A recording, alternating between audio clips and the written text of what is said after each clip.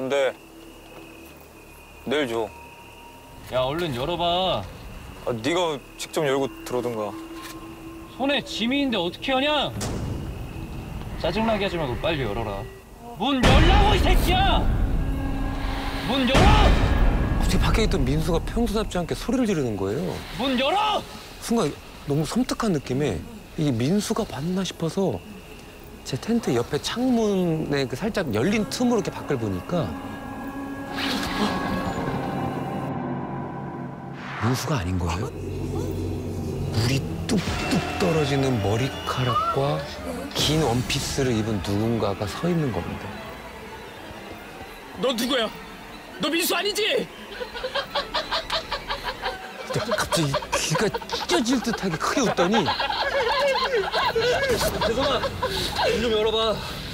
무사히 문 좀 열어줘. 문 열어! 갑자기 기다리잖아. 모든 친구들이 목소리를 서로 내면서 자꾸 문 열라고 소리를 지르는 거예요. 문 좀 열어보라고! 너무 당황한 제가 아무 소리도 못 내고 가만히 있자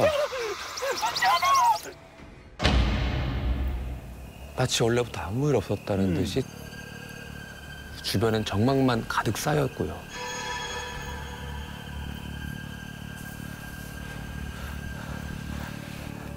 순간 갔나? 싶어갖고 밖을 보는데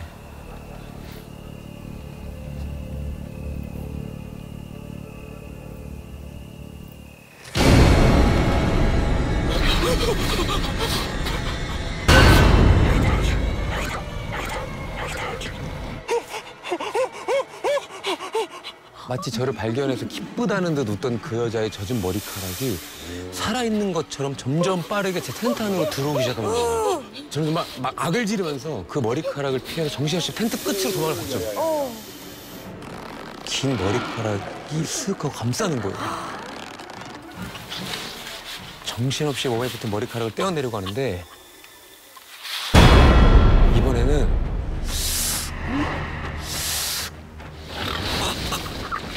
텐트가 움직이기 시작하는 거예요.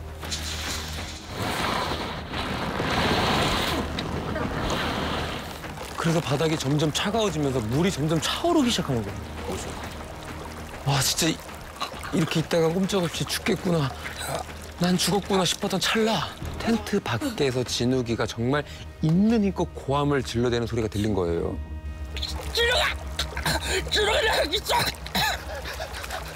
바로 다가올 수는 없는지 살짝 떨어진 거리에서 계속 소리를 지르는 진욱이가 텐트 쪽으로 뭔가 막 던지는 소리가 나는 거예요. 그러다 점점 더 크게 귀가 찢어질 것처럼 그 여자의 비명소리가 들리더니 이내 아무 소리가 들리지 않았습니다. 그런데 갑자기 지퍼가 쓱 하고 열리더니 대성아, 나야! 괜찮아. 그처럼 이제 진욱이를 붙들고 어린애처럼 엉엉 울고 말았습니다. 괜찮아. 나만 본 거야. 너도 본 거지? 나도 봤어. 어떤 여자가 물을 뚝뚝뚝 흘리면서 네 텐트 주변을 기어다니더라고. 꺼져! 자꾸 네 텐트를 물가로 끌고 가서 내가 소리치고 쫓아낸 거야. 야!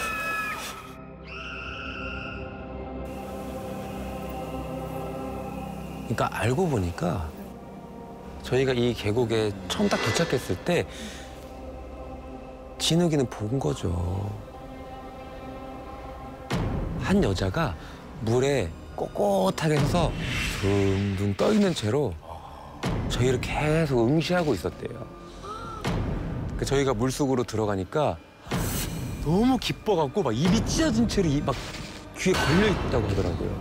근데 그 여자가 유독 너만 쳐다보더라. 그리고 널 보면서 찾았다 하더라고. 대체 그 귀신은 왜 하필 저를 물가로 데려가려고 한 걸까요?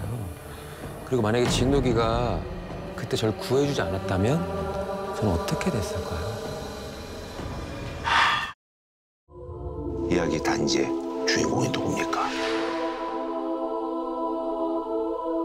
빗속의 할아버지. 애가 나오면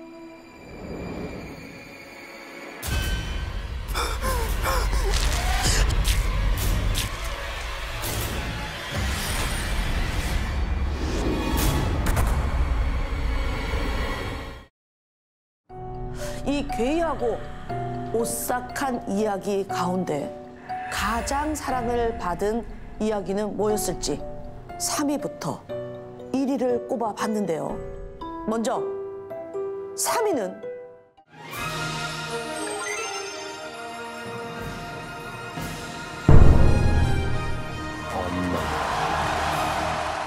때는 1996년 여름입니다. 전라남도 광주의 한 단칸방으로 이사를 가는 날이었습니다.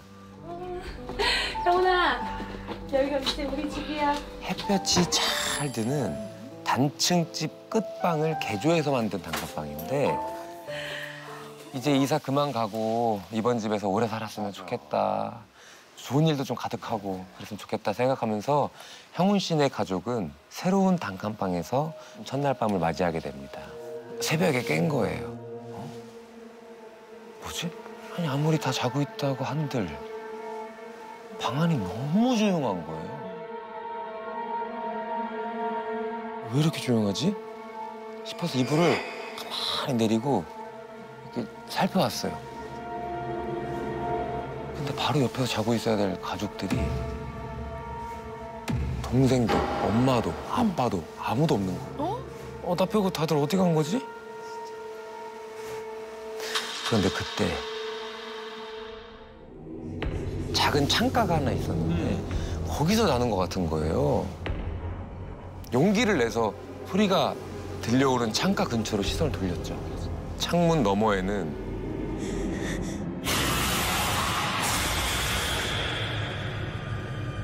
산발한 누군가가 창문에 대고 머리를 부딪히고 있는 거예요.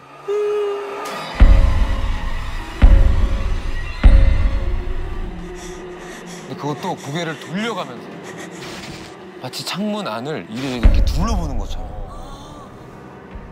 그 고개를 돌려가면서 이렇게 두드려대다가 갑자기 고개를 확 돌려서 형훈 씨를 정면으로 쳐다보기 시작하는 거예요. 제발 사라져라. 사라져라. 제발 사라져라. 마음속으로 기도를 시작했습니다. 그랬더니 어느 순간부터 툭툭 치던 그 소리가 더 이상 다행이네. 안 들리는 거예요. 다 끝났나 싶어서 눈을 살며시 뜬 채 창문 쪽을 아까 바라봤습니다. 다행히 창문에는 이제 그림자 한 점 없었고 방 안을 둘러봐도 별다른 인기척도 느껴지지 않았죠. 너무 무서워져서 이불을 푹 다시 덮고 잠에 들려고 하는데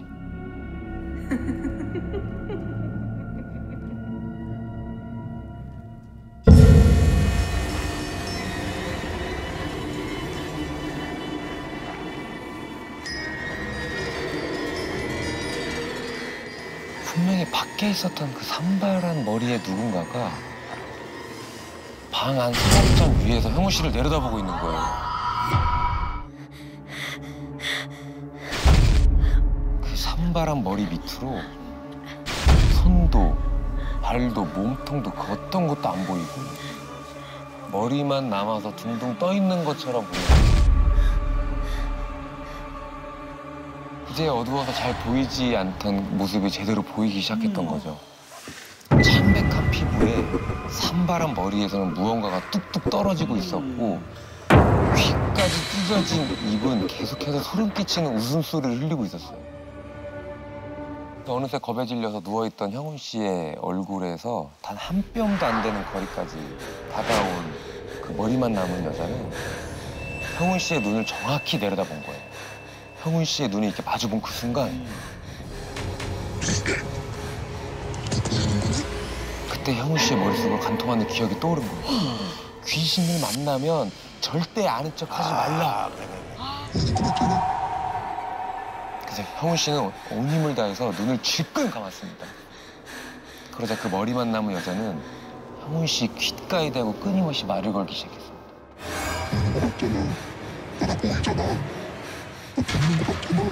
형훈 씨가 계속 모른 척을 했기 때문인 걸까요? 답을 요구하듯이 계속 들려오던 그 소리는 점점 잦아들기 시작하고요. 잠시 후 방 안에는 다시 정적이 찾았습니다. 그때 현관 쪽에서 인기척이 들려오는 거예요. 엄마, 아빠. 이 시간에 집에 올 사람이라면 부모님밖에 없겠다. 그래서 가뜩이나 혼자 무서웠던 형훈 씨는 반가운 마음에 이불을 박차고 달려나가서 현관문을 딱 열었는데 엄마! 그 순간 형훈 씨는 실제로 기절을 하고 왔어요. 형훈아, 형훈아, 형훈아. 아, 왜 그래? 엄마 왜 그래? 나도 셋이 어디 갔었어? 아, 동생이 자다가 갑자기 경기가 나서 아빠가 들쳐갖고 응급실 다녀왔어. 아, 우리 형훈이 엄마 아빠 없어서 많이 놀랬지. 그러니까 낮에만 해도 멀쩡했던 동생이 고열에 갑자기 막 경련을 일으키고는 그 경황이 없으니까 잠든 형훈 씨를 두고 병원에 일단 다녀오신 거예요. 근데 지훈이는 어디 있어? 아직 병원에 있어?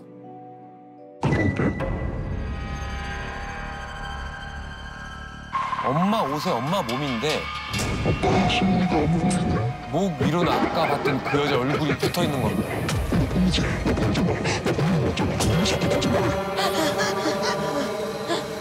살아야겠다는 생각 외에는 어떤 생각도 나지 않았던 형훈 씨는 대문 밖으로 뛰쳐나가서 무작정 뛰기 시작한 거예요.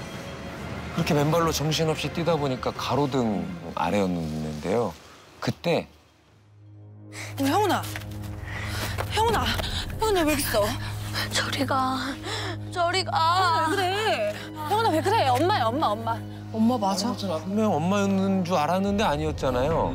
근데 형훈 씨 얼굴 매만지고 껴안아주고 달래주는 손길에서 너무 따뜻한 거야.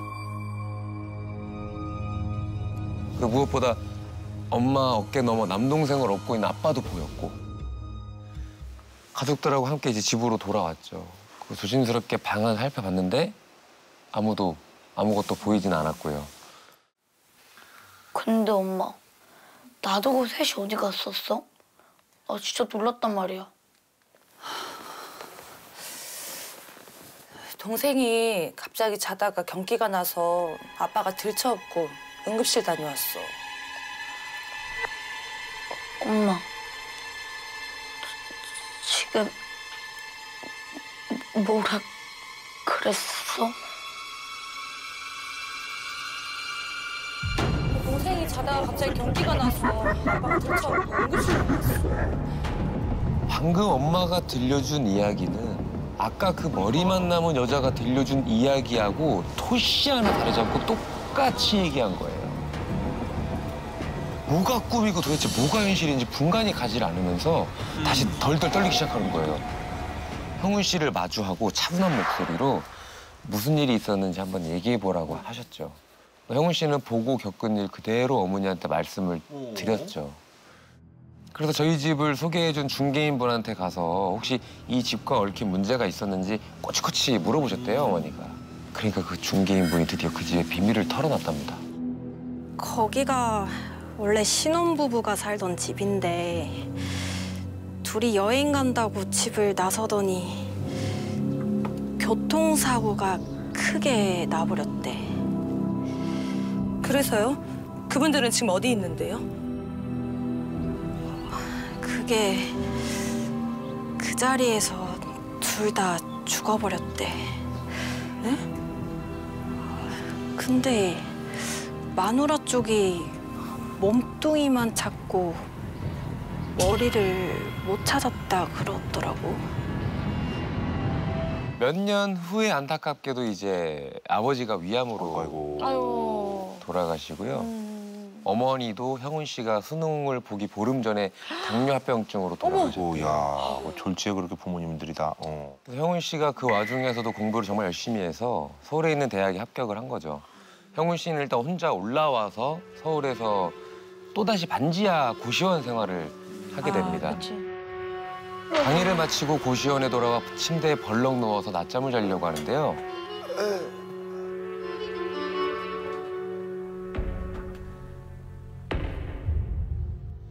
머리맡에 창문에서 오래전에 들었던 그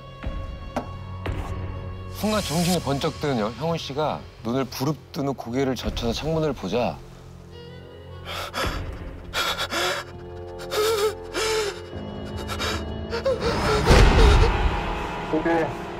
나 보이려고 했잖아. 형훈 씨 얼굴을 거꾸로 마주본 채 씩 웃고 있는 거예요. 할머니, 저 월세 내려왔는데요.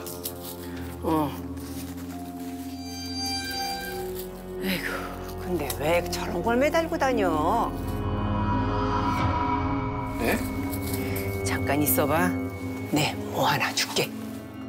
그 할머니가 이제 무당은 아니시고요. 방 안에 신당 같은 걸 차리고 사셨대요. 자, 이거 품에 잘 지니고 다녀. 응? 돈은 안 받을 테니까. 이걸 왜 주시는 건데요? 아이고, 어깨에 여자가 있어. 그것도 머리만 있어가지고. 아이고. 아이고.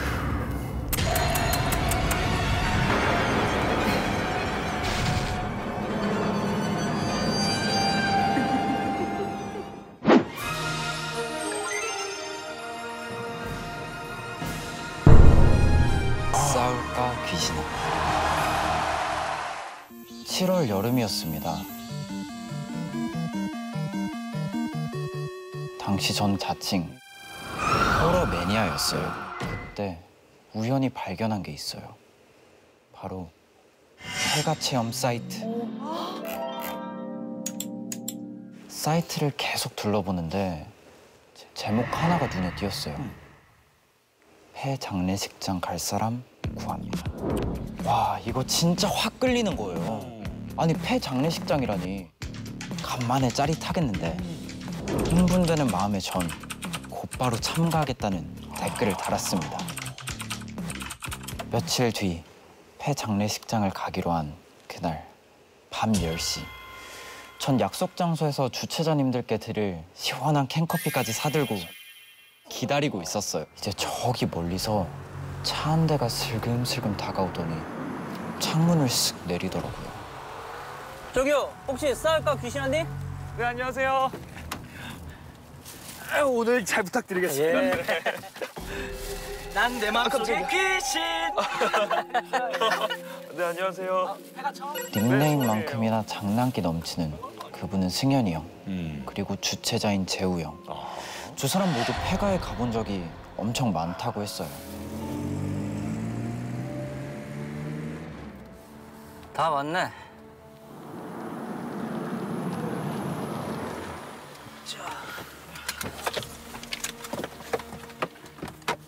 침침한 어둠 사이로 커다란 건물 하나가 보였어요. 바로 그 폐병원이었죠.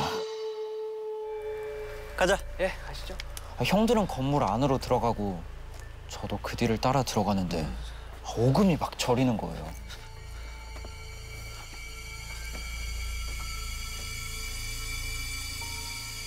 다가가 보니 계단 끝이 어둠 속에 잠겨 있었어요. 아무것도 보이지 않았죠. 내려갈수록 곰팡이 냄새와 함께 축축한 기운이 온몸을 감싸는데 좋아, 좋아.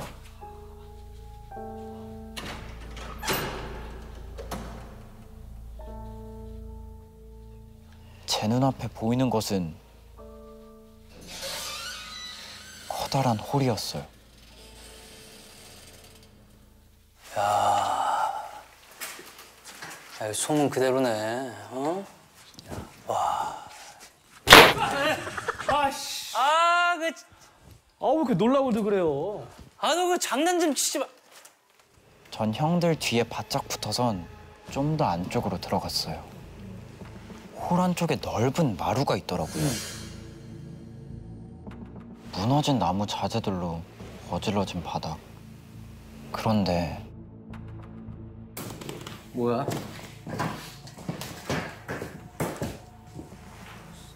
옷 아니야? 삼배옷 같은데요. 아, 그러네. 제사 때 쓰는 그릇들도 뒹굴고 있고 아, 깜짝이야. 아니, 개쫄이야? 왜 이렇게 놀라고 그러냐? 저 원래 저래요? 원래 저래. 저기 뭐야? 야, 저기 좀 비춰봐봐. 어디요? 저 뭐야? 마루 한쪽에 하얀 덩어리 몇 개가 이렇게 나동그라져 있는데 사과? 배? 이건 떡인가? 좀 쎄한 기분이 들었어요. 딱 제사상에 올라가는 음식들이잖아요. 그게 그대로 있구나. 이런 게 왜 여기 있지? 과일이네. 야, 다 썩었네, 오래돼서. 아, 형 좀 제발 좀 건들지 좀 마요. 혹시 모르잖아. 이게 놀라냐, 이거.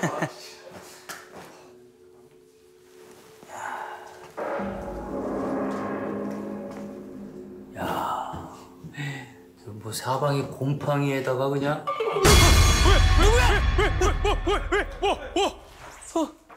저기. 아, 형. 아, 그냥 신발이잖아요. 아니야. 여기 누가 있었어? 에이, 형 또 귀신 봤네. 여기 분명. 에이. 아, 거기 누구 있어요? 없네요. 잘못 봤나? 분명 여기 누가 있었는데. 와, 대박. 여기 와봐요. 여기 재단 같은 게 있는데?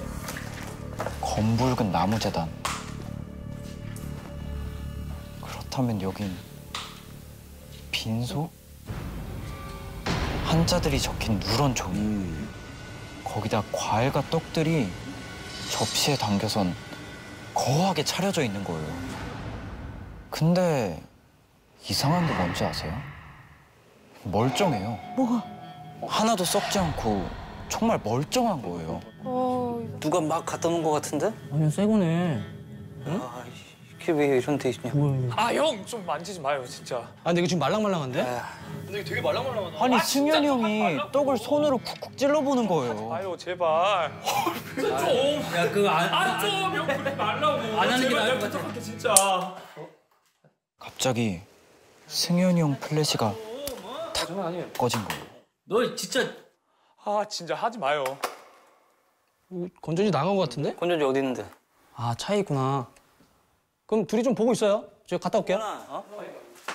그러더니 승현이 형은 밖으로 나가버렸어요. 재우 형은 그냥 나갈까? 저에게 눈짓을 했고 저희 둘은 그렇게 빠르게 그곳을 빠져나왔어요. 그런데 운전석 문이 활짝 열려 있는데 형, 승현이가 없는데요? 뭐? 승현이 형이 보이질 않는 거예요. 야, 전화해볼게. 아, 여기도 어디 간 거야? 그런데 어디선가 뭔가 부딪히는 것 같은 둔탁한 소리가 들려왔어요. 그 소리가 들려온 곳은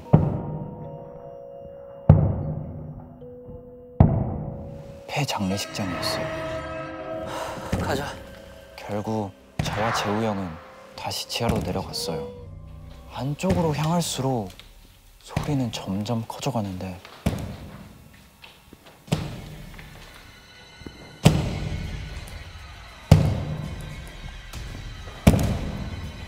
무릎을 꿇고선 머리를 박고 있어요. 야, 너 거기서 뭐해? 형, 장난치지 마요.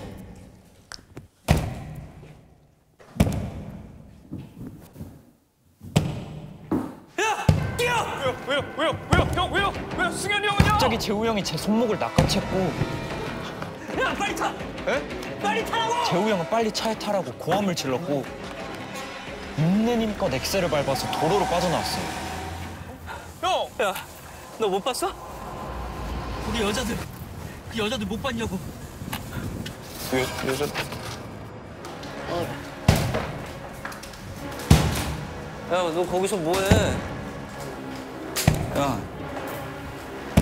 뭐를 박던 승현이 형 고개가 뒤틀려 있더래요.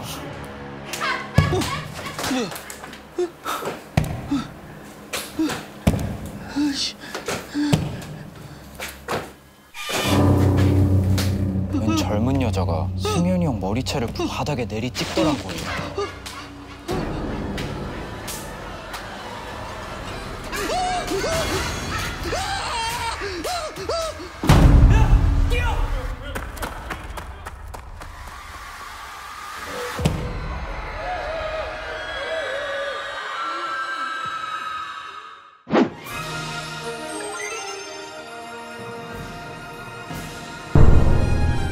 살목지 2.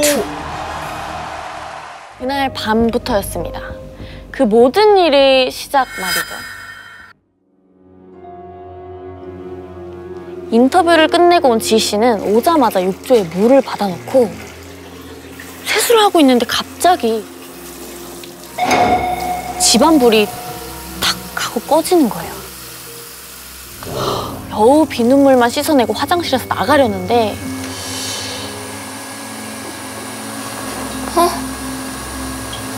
전기 나갔는데? 깜깜한 화장실 안에서 드라이기가 혼자 작동을 하는 거예요. 일단 저거부터 끄자 하고 드라이기 쪽으로 손을 뻗는데 가만히 있던 드라이기가 갑자기 물이 담긴 욕조로 빠져버렸어요. 위험하겠다 싶었던 지희 씨는 얼른 화장실에서 나왔죠. 근데 그 순간 화장실 거울을 봤는데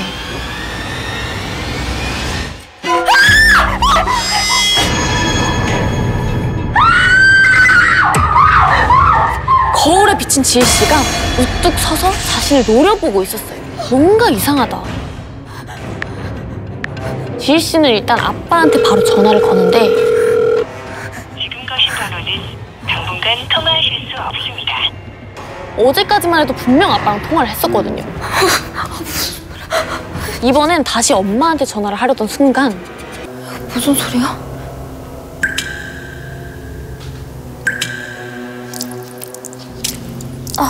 뭐야? 물이 어디서 떨어지는 거야?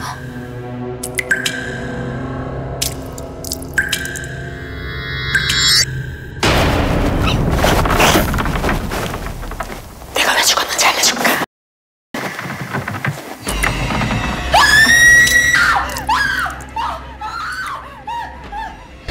지희 씨는 고래고래 소리를 지르면서 집 밖을 뛰쳐나갔어요. 곧바로 근처 친구 집으로 도망쳐갔죠. 그 뒤로 더 끔찍한 일들이 벌어지기 시작했습니다. 지희 씨는 1년에 한 번 신년 운세를 보러 가는 점집으로 달려갔습니다. 그거 지금도 네 옆에 딱 붙어 있어. 세도 너무 세서 내가 어떻게 할 수가 없어. 못해. 저 그럼 딴 데 알아봐. 보살님이 어렵게 말을 꺼냈어요. 오산에 무당이 한 명 있긴 한데 잘 찾아왔네. 같이 오네. 내가 떼줄까? 네, 제발요. 그럼 내가 하라는 대로 할 거야? 네, 그럼요. 제발요. 일단 집에 있는 인형 하나를 잡고 배를 갈라. 그리고 네 손톱 발톱 10개랑 머리카락을 좀 잘라서 그 안에 넣고 실로 잘 꿰매. 그리고 인형 눈 꼭 가려서 나한테 가져와.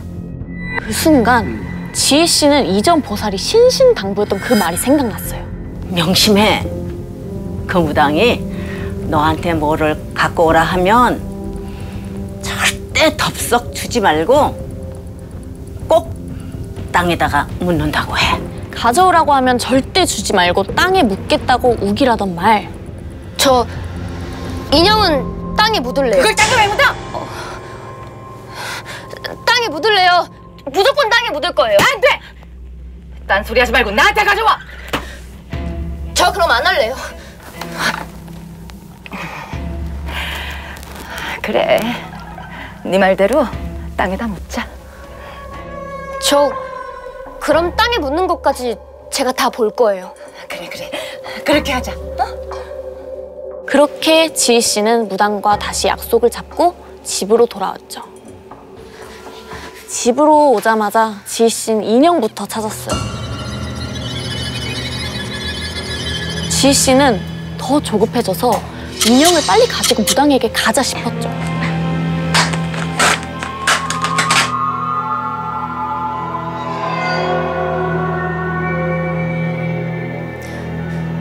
준비를 다 마친 후 무당에게 전화를 했더니 저 다 했어요.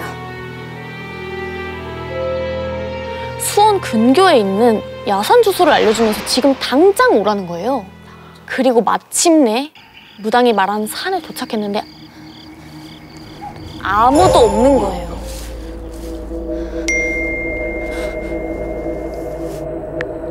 등산길을 따라 10분만 올라와. 미리 와서 준비하고 있으니 빨리 와. 너무 무서웠지만 심호흡을 한 번 크게 한 후에 다시 한 번 용기를 내서 산길을 따라 걸어 올라갔어요. 얼마쯤 갔을까? 저긴가? 저 앞에 희끗희끗 천 같은 게 흩날리고 있는 거예요.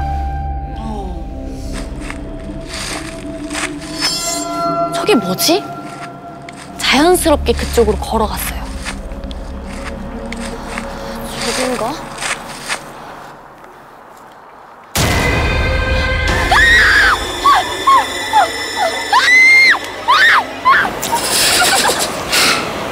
좀 잘해줄게.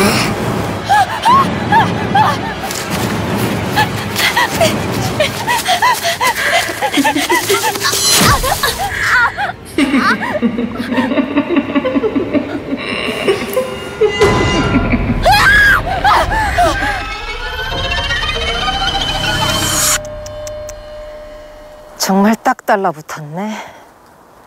무당은 지희 씨가 들고 있던 인형을 낚아채듯 가져가더니 그 자리에서 의식치를 준비를 하기 시작했어요. 그렇게 얼마나 지났을까? 어느 순간 방울 소리가 안 들려서 슬며시 눈을 떴더니 무당이 지희 씨를 뚫어져라 쳐다보고 있는 거예요. 이제 땅에 묻자. 지희 씨와 무당은 같이 땅을 판 후에 인형을 집어넣고 다시 흙으로 덮었어요. 무당은 이제 괜찮을 거다. 대신 한 가지만 지키라면서 말을 해줬죠. 지금 살고 있는 집에서 최대한 빨리 나가. 이 귀신, 지가 인형에 붙은 거 알면 너한테 다시 찾아갈 거야. 무당의 말로는 곰인형을 지희 씨인 것처럼 위장시켜둔 거라서 귀신이 속은 걸 알게 되면 다시 지희 씨를 찾아올 거라는 거였죠. 근데 왠지 날이 갈수록 인형을 묻어둔 곳이 자꾸 신경이 쓰이는 거예요. 아, 안 되겠다. 확인을 해보자 싶어서 다시 찾아간 지희 씨는 그대로 숨이 멎을 뻔했어요.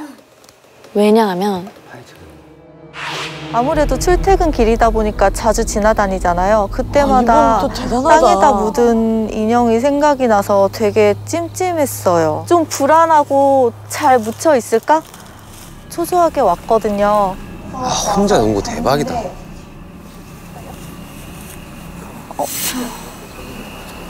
잠시만요. 제가 지금 왜? 요 산소로 올라가면 안 되고 이쪽 저쪽이에요. 저 나무 아래거든요. 실체는 있는 거야? 그냥 여기가 이렇게 텅 비어 있는 걸 보고 정말 너무 놀래서 우선은 같이 묻었던 무당한테 전화를 했죠. 없는 전화라고 뜨는 거예요. 지금 거신 번호는 없는 번호라고 떠서 그래서 당장 바로 찾으러 갔죠. 그랬더니 그 사이에 무당집이 없어졌어요. 혼자 초조해하던 지희 씨는 그 무당을 소개시켜줬던 보살님이 생각해서 연락을 했어요. 여보세요? 아니 그 무당이 사라졌어요. 그 시키신 대로 인형도 땅에 묻었는데 인형도 같이 사라졌어요.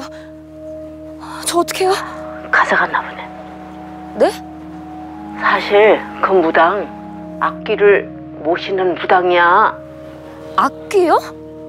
이어지는 보살님의 말은 더 충격적이었습니다.